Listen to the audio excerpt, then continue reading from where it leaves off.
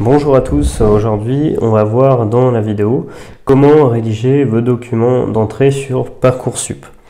Alors je l'ai fait en audio tout simplement pour que ça soit plus facile encore une fois au niveau du montage parce que j'ai un téléphone qui est assez limité en mémoire et que si du coup on fait une vidéo de plus de 5 minutes ça risque de couper. Donc voilà, je pense que c'était plus facile de le faire de cette manière-là et comme ça vous permet aussi ce podcast, cet audio, de l'écouter à peu près d'où vous voulez. Vous pouvez prendre des notes aussi sur les différents documents qu'on va voir ensemble. Donc c'est bien Parcoursup et pas APB puisque j'allais l'appeler comme ça avant de faire la vidéo, mais c'est vrai que ça a changé. Ici on va s'adresser plus spécifiquement aux infirmiers, mais ces conseils peuvent aussi s'appliquer à des gens qui sont dans d'autres filières paramédicales qui postulent sur Parcoursup. Donc par exemple on va prendre la dernière fois c'était par exemple, j'ai fait des vidéos d'ailleurs à ce sujet si vous voulez aller voir, et n'hésitez pas à vous abonner au passage à la chaîne. Ça me fera très plaisir, et puis l'algorithme YouTube aussi, et puis liker aussi à la fin la vidéo. Voilà, ça serait super cool.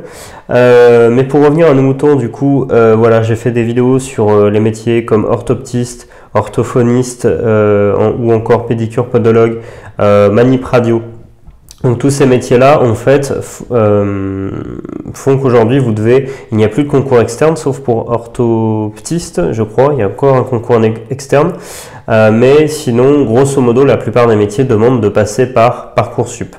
Donc ça, c'est aujourd'hui, vous n'avez pas le choix. Si vous sortez du bac, voire même si vous êtes titulaire d'un bac, voilà, clairement, je crois pas qu'il y ait vraiment de possibilité de faire autrement, puisque voilà, il n'y a plus de concours.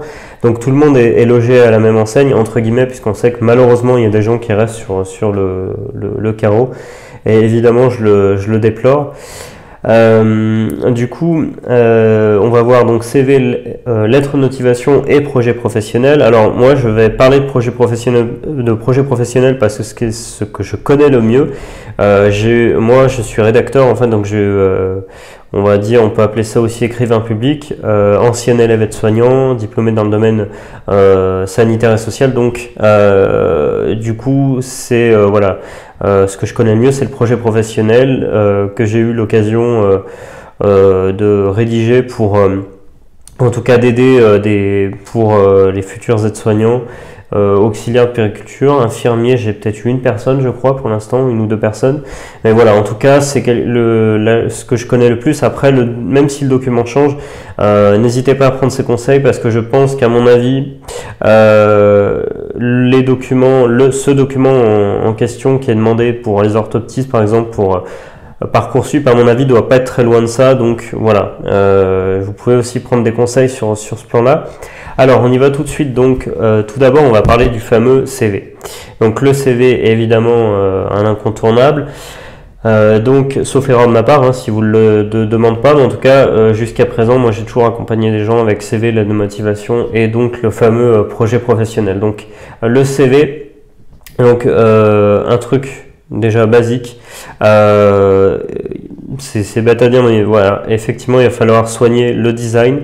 Un minimum, voilà, on ne demande pas à ce que vous soyez graphiste, web designer ou quoi, mais il faut vraiment que ça donne quand même envie, tout simplement aux recruteurs, aux gens aux professionnels qui vont voir vos documents de lire votre CV et puis in fine de vous sélectionner en fait.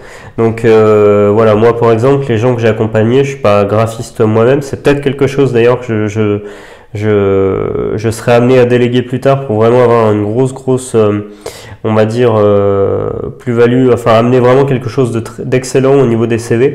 Mais en tout cas, moi personnellement, quand j'accompagne les gens, et vous pouvez le faire aussi à titre personnel, c'est utiliser l'outil Canva. Si vous avez un minimum d'aisance en informatique, voilà. Vous pouvez utiliser cet outil qui est gratuit pour la plupart des contenus qu'il propose et vous pouvez faire un CV tout à fait honorable. Après, il y a des petites subtilités à connaître dans le CV, bien sûr. Il suffit pas juste de faire un bon design et puis de se dire c'est bon, le CV va passer, voire même de mettre une photo. Dans certaines filières très sélectives, il va falloir aller plus loin au niveau du document lui-même. Mais toujours est-il que voilà, une photo, un beau design. Quand je parle de photo, pas de photo type selfie, type oreille de chat, parce que j'ai eu des échos. Moi, ça va dans l'ensemble, les gens ont bien compris. Mais voilà, typiquement, un selfie, un truc, on n'est pas à la plage, quoi. Voilà, clairement, c'est un document qui est professionnel. Donc voilà, une photo d'identité, une photo où comment dire, voilà, vous êtes sérieux en même temps souriant aussi, pas une photo, littéralement où vous faites la tronche, c'est pas agréable, ni pour vous ni pour les personnes en face de vous. Donc voilà, professionnel tout en étant décontracté. Donc ça c'est pour la photo. Et puis au niveau du document lui-même, alors là je vais pas, on pourra pas tout détailler dans cette vidéo, mais déjà. Votre document, le CV donc, doit être spécifique pour un seul métier. Là, par exemple, si on prend les infirmiers, vous regardez cette vidéo, vous voulez rentrer en école d'infirmier, donc vous passez par Parcoursup, votre CV doit être dédié au métier d'infirmier. Si vous êtes en réorientation, je sais pas, vous avez, je sais pas s'il y en a beaucoup qui passent par ce système parce qu'il faut faire une lettre à l'université, etc. Peut-être qu'il y en a qui passent des concours externes, mais même admettons, voilà, vous étiez avant, je sais pas, vous étiez encore vous n'avez pas trop d'expérience professionnelle, mais voilà, admettons que vous êtes un peu plus âgé, vous avez 30 ans par exemple, si vous avez des expériences dans le domaine sanitaire et social, vous allez pouvoir en parler sur votre CV, mais si vous avez comment ça s'appelle, j'allais dire brevet des collèges, clairement si vous avez beaucoup plus d'expérience professionnelle, vous n'avez pas trop de place sur votre CV, clairement ça sert pas vraiment à grand chose d'en parler, quoi. Voilà, c'est un détail, hein, ça aurait pu être autre chose, mais voilà, je l'ai vu pour des gens beaucoup plus âgés que j'ai eu le plaisir d'accompagner. Quelqu'un qui avait 59 ans par exemple, qui était remonté jusqu'aux emplois, je crois, TUG dans les années 80 ou un truc comme ça, et franchement au bout d'un moment il faut élaguer, hein. Moi personnellement en aidant ces personnes, je l'ai fait, et voilà, c'est vrai que c'est des choses qu'on n'est pas obligé de garder. Il faut vraiment que votre dossier, votre CV plutôt, et votre dossier bien sûr, mais votre CV surtout, soit vraiment spécifique au métier en lui-même. Donc au niveau des tâches professionnelles, pareil, on détaille ce qu'on a fait, on met aussi les compétences en avant. Dans la mesure du possible, on détaille sa partie personnelle, on ne vous demande pas de raconter votre vie, mais on demande du coup à ce que cette partie-là, on sache, voilà, globalement situer votre profil, que les gens se disent dans leur tête, les professionnels, est-ce que cette personne c'est ok ou pas? Et voilà, et donc ils vont voir donc votre partie professionnelle, et au niveau aussi, dans la mesure du possible, si vous avez des hobbies que vous pouvez relier à votre métier. Alors là, pour le métier d'infirmier, vous voyez, un truc qui m'est venu en tête, par exemple, ça va être si vous êtes sportif. C'est pas obligé de l'être, hein, mais voilà, si vous êtes sportive, vous pouvez expliquer que vous avez une résistance physique. Donc, dans un métier comme celui d'infirmier, c'est quand même un petit peu intéressant d'avoir cette qualité-là. Après, ça peut être autre chose. Vous faites du bénévolat à l'extérieur. Enfin, oui, bien sûr, forcément, c'est à l'extérieur, mais vous faites du bénévolat. Je sais pas, auprès des Restos du Cœur, par exemple. Donc du coup ça vous allez le mettre en lien avec votre futur métier, montrer que vous n'êtes pas là par hasard, et que voilà, il y a des choses vraiment au fond de vous, dans votre personnalité, dans votre vie de tous les jours, qui font que vous pouvez être amené ça vous dirige vers des métiers de l'humain. Alors après, au niveau de la lettre de motivation, donc là c'est une lettre de motivation classique. Vous allez dire qu'est-ce qu'il y a de particulier à ajouter. Il y a des petites choses qui sont à mettre, hein, tout simplement, à ne pas oublier. Après, on va en reparler après. Vous pouvez, si jamais vous dites mince, j'ai fait ma lettre de motivation, que j'ai oublié un point là que je vais citer, vous pouvez le remettre dans le projet professionnel. Le but, c'est d'équilibrer entre les deux, et surtout de ne pas entre guillemets faire, on va y venir encore une fois après, mais du projet professionnel une lettre de motivation bis. Donc là, je vais tenter de vous expliquer vraiment la différence entre les deux, de façon à ce que vous fassiez pas avoir, et que ça soit pas juste robotisé, et que ça soit à peu près la même chose que la lettre de motivation. Donc si on en revient à la lettre de motivation, on va parler, alors là je le fais pas dans l'ordre, hein, vous aurez compris. Vous allez d'abord, on va essayer, parce que je suis parfois un petit peu foutraque. Au niveau de, ce qu'il faut, c'est quand vous démarrez votre lettre de motivation, voilà, vous présentez, Voilà, vous dites bonjour, voilà, j'ai présenté votre métier ou situation actuelle, peu importe, hein. Votre âge. Moi, il y a des gens des fois qui saisissent pas forcément, mais le truc c'est qu'on situe tout de suite votre profil en fait. Alors là, pour APB, c'est vrai qu'il y a une grande majorité de jeunes. Moi, j'aime bien l'idée que si c'est au contraire, si vous avez un profil un petit peu plus expérimenté, vous avez, vous voyez, je prenais le cas de quelqu'un qui a 30 ans par exemple, 30-35 ans, ça va tout de suite sauter aux yeux du jury. Vous avez, pardon hein, d'expression, mais des gamins de 17-18 ans qui se présentent, et là, pouf, vous avez quelqu'un qui est un petit peu plus âgé. Ce qui ne veut pas dire pour autant que les autres profils sont mauvais, hein, bien au contraire, mais vous avez une vraie différence et c'est ce qu'il faut faire sur une plateforme notamment comme Parcoursup. Dans la mesure du possible, il faut vraiment se différencier et se différencier en général, hein, même si vous passez un concours ou quoi, ou même si vous vous présentez, par exemple, j'ai eu le cas avec les aides-soignants, on essaye toujours de démarquer la personne dans son dossier, dans sa personnalité, dans tout ça. On essaye de le laisser, enfin, c'est pas qu'on essaie, c'est qu'on le fait transparaître dans le dossier d'entrée. Donc, il faut donc mettre en avant votre profil, ensuite parler du financement, comment va être financée votre formation. Parce qu'on sait que une école d'infirmier en moyenne, enfin je sais que pour être soignant c'est 5 000 €, ça va être grosso modo le même tarif pour une école d'infirmier.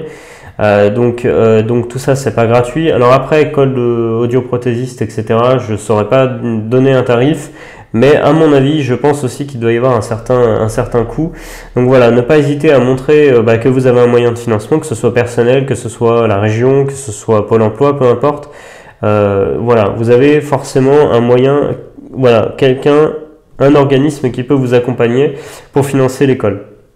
Après, il faut aussi démontrer que vous avez la connaissance du métier. Alors, à ne pas confondre, parce que j'ai vu des gens aussi, quand j'en vois passer certains, qui, du coup, pour eux, ils pensent qu'il faut déjà connaître le métier avant d'être formé. Non, c'est là, c'est une erreur. Vous allez dans une école pour apprendre. Donc là-dessus, on est OK. C'est comme si à l'époque, vous êtes rentré en CP, on vous a pas demandé de savoir lire et écrire tout de suite, puisque forcément, vous allez rentrer. Bon, là, c'était un petit peu un exemple un petit peu pourri, mais vous voyez un peu le truc. Vous rentrez, on va s'assurer simplement que voilà, vous êtes en capacité plutôt d'apprendre à lire et à écrire. Voilà, c'est ça que je voulais dire. Donc là, pareil, connaissance du métier.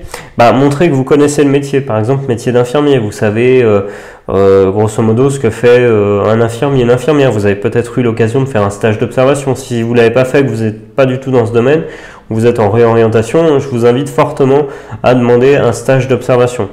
Parce que là, forcément, avec la sélectivité qu'il y a, sinon ça va être très compliqué de pouvoir intégrer une école. Donc toujours est-il qu'il faut montrer votre connaissance du métier. Si vous avez des gens dans votre entourage, pareil, n'hésitez pas. Voilà, il y a forcément, il y a souvent des gens, en tout cas, qui peuvent être amenés à travailler dans ce milieu, dans le milieu paramédical, dans votre entourage.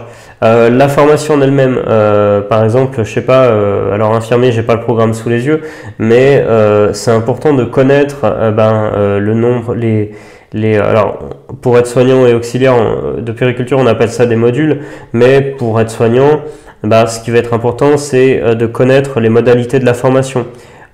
Souvent ce qu'on appelle oui, je crois qu'il y a des unités d'enseignement aussi, hein, je dis peut-être une bêtise, mais en tout cas connaître ce qui vous attend sur les 3 années à venir, parce que évidemment c'est pas rien, et encore une fois là faut vraiment savoir où vous allez.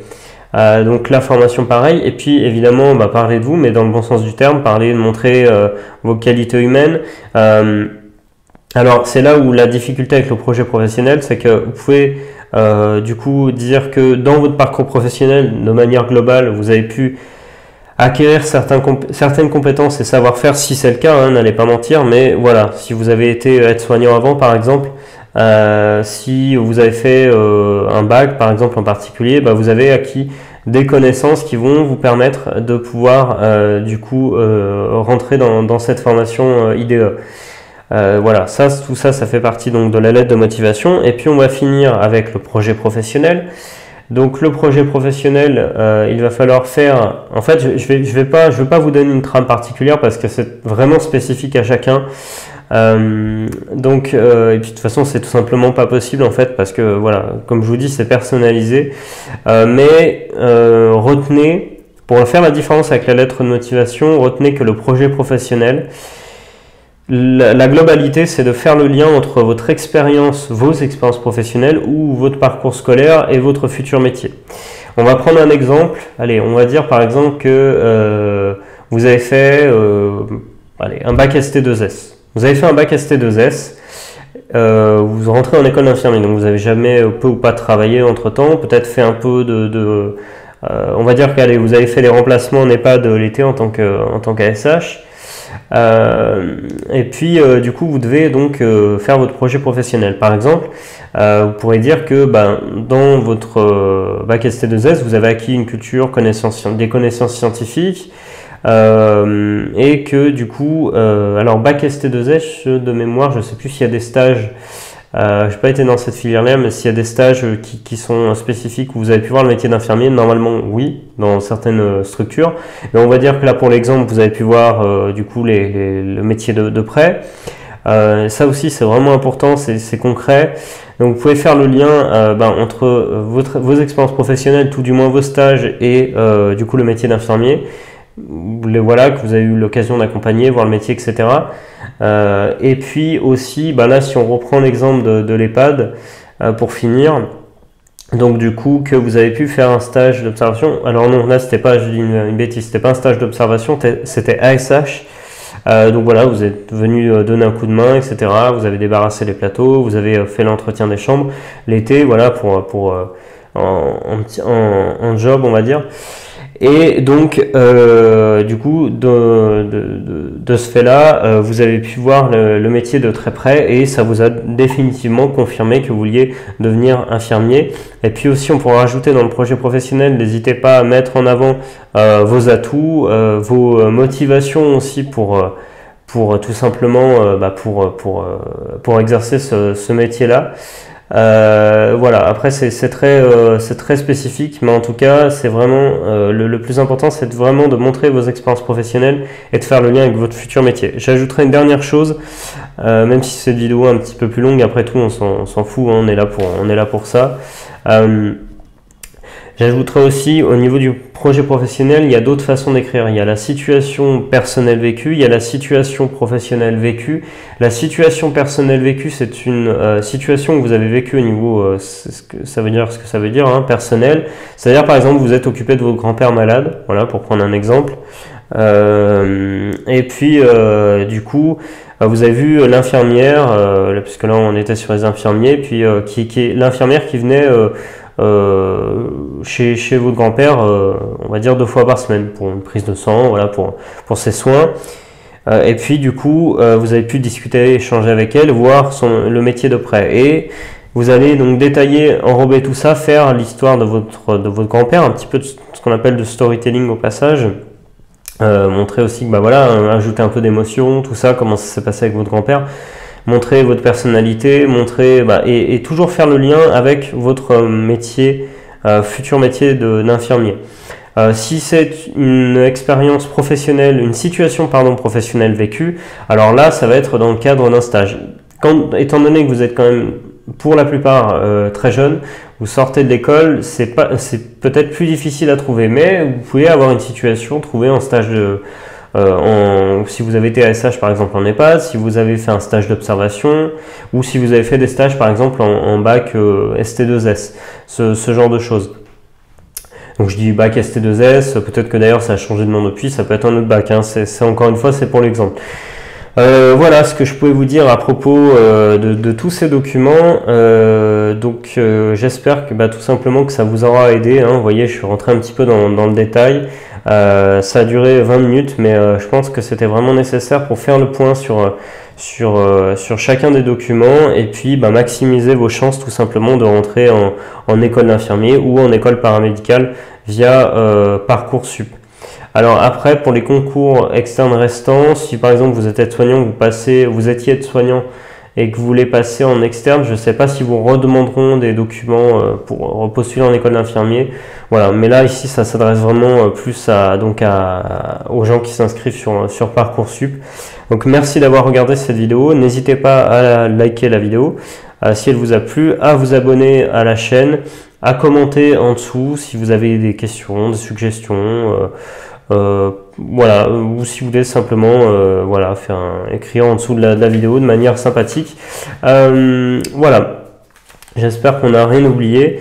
Je vous remercie et je vous dis, ah oui, c'est une dernière chose, sachez que je vous propose sans réelle surprise, hein, parce que voilà, je fais aussi ces vidéos puisque c'est mon métier, mais je vous propose la rédaction du coup de documents, donc d'entrée, notamment CV, lettre de motivation, projet professionnel. Donc vous trouverez le lien en dessous de la vidéo et puis je mettrai certainement aussi un formulaire de capture. Oui, c'est ça, j'en avais déjà créé un, donc je le mettrai en dessous de la vidéo pour les entrées de concours paramédicaux et notamment vous aurez aussi une aide pour l'oral parce que je sais qu'il y a un oral aujourd'hui qui est demandé. Donc voilà, c'est une petite synthèse hein, tout simplement pour vous aider, pour situer certaines choses si vous avez à passer l'oral quand vous êtes sélectionné sur Parcoursup. Merci et à bientôt, salut.